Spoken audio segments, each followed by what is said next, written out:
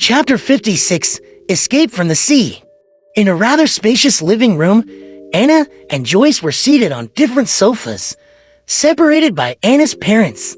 Joyce sighed with a satisfied expression and said, "Exalted Steam, I am so lucky to come back alive, to be able to see Anna again."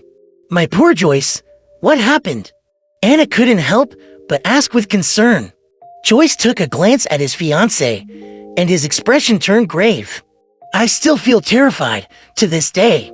I keep waking up from my dreams again and again." 5 days after the Alfalfa left Caesar Pier, we came across pirates, scary pirates. The only fortunate thing was that their leader's name was Nast, the pirate that calls himself the King of the Five Seas. Anna's father, Mr. Wayne, asked in shock. Although Joyce had already been there for half an hour, he did not volunteer details about his ordeal. He appeared to be fearful, perturbed, and uneasy. It was only after Anna returned and hugged him that he finally appeared to put it behind him. Yes, due to his declaration of being a descendant of the Solomon Empire, the King of the Five Seas, Nast didn't believe in killing captives. Hence, we were only robbed and didn't lose our lives. His subordinates even left us sufficient food, Joyce said as he recalled the ordeal. His body started to quiver, but he continued to describe his deepest and scariest nightmare. "I didn't lose much of my wealth. I believed that my misfortune was over, but as we continued towards our destination, a heated conflict erupted among the Alfalfa's passengers and crew. From disagreement, to fighting, to drawing revolvers and raising swords to kill each other, I saw nothing but blood during that period.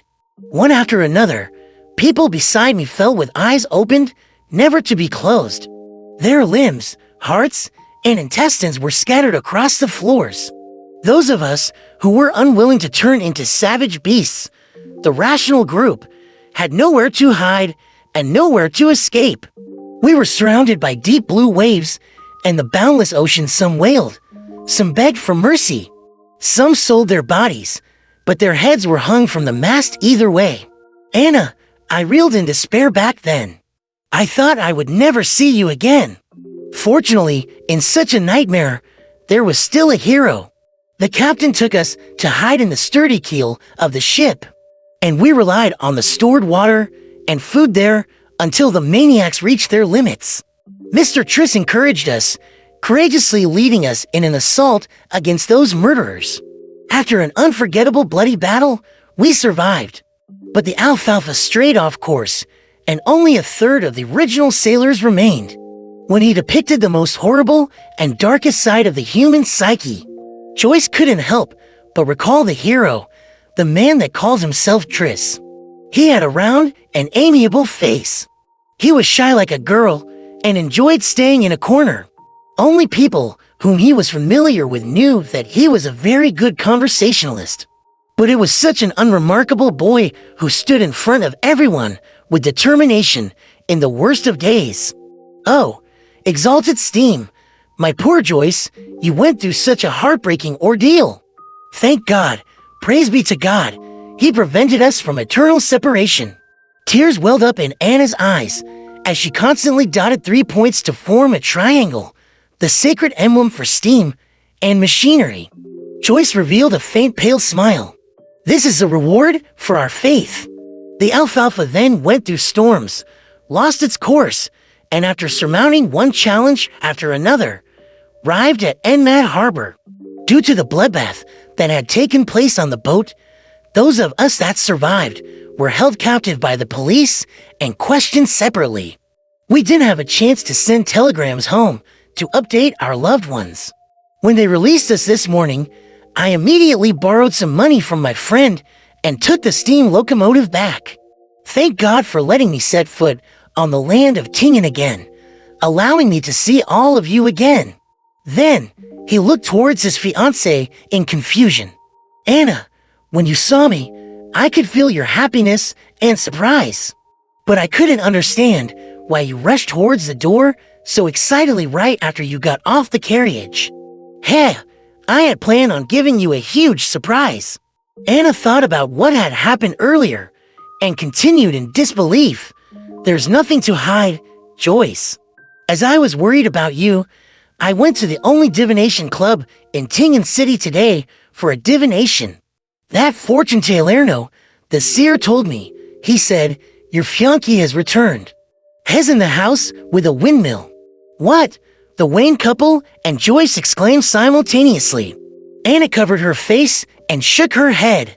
I can barely believe it either, but it happened. Exalted steam. Perhaps there really are miracles in this world. Joyce, that seer asked me for your name, characteristics, address, and birth date. He told me he was going to do an astrolabe divination. Then, he asked me if the house with a toy windmill was yours or mine. When I confirmed it was mine, he said, congratulations, Miss Anna, Mr. Joyce Meyer is currently a guest at your place. What he needs now are not questions, but consolation and a warm hug. God, Joyce found it unbelievable and incomprehensible. Does he know me? Did someone send him a telegram? Could it be that he is familiar with the police in Enmat Harbor? No, that doesn't explain it. How did he know that I came to your place? How could he possibly know that you would seek a divination? Did you make an appointment? No, I made a selection at the last minute. Anna replied with a vacant-looking expression. Perhaps a good seer needs to be in control of vast amounts of information, even if it cannot be used anytime soon. Perhaps that is the fascinating aspect of divination. Anna's father, Mr. Wayne, sighed and concluded, in the known history of more than 1,000 years, and in the uncertain fourth epoch, divination has existed and has yet to disappear.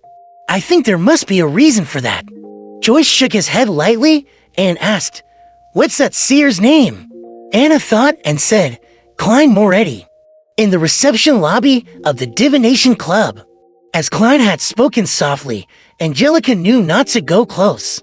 Therefore, she only saw Anna leave, as though she had lost her soul, wearing shock and confusion on her face. Angelica briskly walked to the sofa and asked out of curiosity, was the result good? She did not dare ask the actual result, afraid of violating the unspoken rule of fortune tellers. Yeah, Klein nodded and took out 3 copper coins from his pocket. 1/8 of 1 soldi is 1.5 pennies, right? Yes. Angelica looked at the copper coins and realized that one of them was a penny and 2 of them were halfpence. She quickly held it out and said, there's an additional halfpence. Klein smiled faintly and said, thank you for taking care of my customer. She gave me a tip, so it's only right I give you one. It is also to thank you for recommending me, he added in his heart.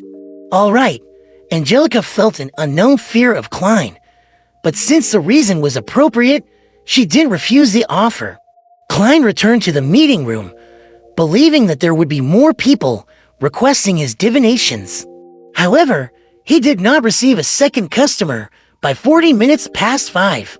It wasn't because the Divination Club's business was poor, but because most people had already chosen a fortune teller. They likely were recommended by others and had long determined whose services to hire. In short, him still lacking in reputation, Klein laughed at himself for using game terminology. He finished his 3rd cup of side black tea, grabbed his top hat and silver-edged walking stick, and walked leisurely out of the meeting room.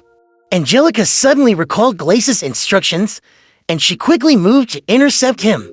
Mr. Moretti, when will you next visit the club? Mr. Glaces would like to thank you in person. I will come over whenever I'm free. If fate permits us, he will definitely meet me, Klein replied, using the tone of a psychic charlatan, as though he was in character. Then, he left the club before Angelica could respond and took the public carriage home. When he stepped through the door, Klein found Benson reading the newspaper and Melissa putting together bits and pieces of gears, bearings, and springs in the evening sunlight. Good afternoon. Did Mrs. Shaw visit? Klein asked casually. Benson didn't put down his newspaper. Instead, he lifted his head. Mrs. Shaw's visit lasted 15 minutes. She brought some gifts, and she was very happy with the muffins and lemon cake that we prepared. She also invited us over whenever we have the chance to. She is a friendly, well-mannered lady. She knows how to carry a conversation very well too. The only problem is their belief in the Lord of Storms. They believe that girls shouldn't go to school, but should be homeschooled instead, Melissa complained. It was obvious that she was very upset about it. Don't mind that. As long as she doesn't disturb us, she will still be a good neighbor, Klein comforted his sister, smiling. The Lone Kingdom was a multi-religious nation, unlike the Frosic Empire in the north, which only believed in the god of combat, or the Fainapotter Kingdom in the south, which only worshipped Mother Earth. It was inevitable that the congregations from the three major churches of the Lord of Storms, the Evernight Goddess, and the God of Steam and Machinery had conflicts in beliefs and customs. After 1,000 years of this, they restrained each other, making coexistence possible. Read latest chapters at wuxiworld.site only. Okay, Melissa pursed her lips and redirected her focus onto the pile of parts again. After dinner, Klein continued revising history. Only when Melissa and Benson showered and returned to their rooms did he wash up, enter his bedroom, and lock his door. He needed to organize and summarize what he had learned and the problems that he encountered to prevent himself from forgetting or missing out any critical points. Only by doing so would he be able to respond to subsequent developments in the future with a clear train of thought. Klein flipped open his notebook, took out his pen, and started writing in Mandarin. Why is the key to digesting potions acting?